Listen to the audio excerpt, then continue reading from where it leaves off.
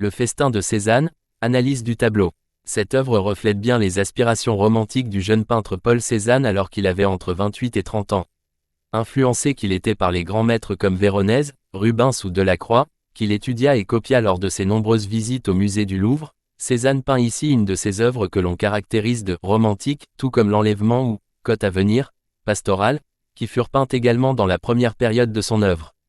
Il règne dans cette toile une atmosphère d'enthousiasme, d'ardeur et de joie de vivre que l'on ne retrouvera que rarement à un tel point dans les autres tableaux de Cézanne. Ici, tout participe à une généreuse et violente débauche de sensualité.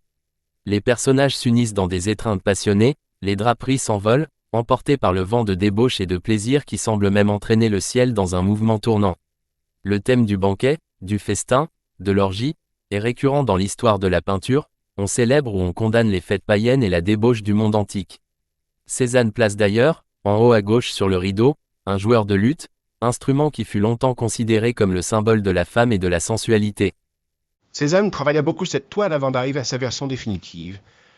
On distingue très bien des colonnes qui faisaient partie du décor et qui fit ensuite disparaître des recourants du ciel et du rideau.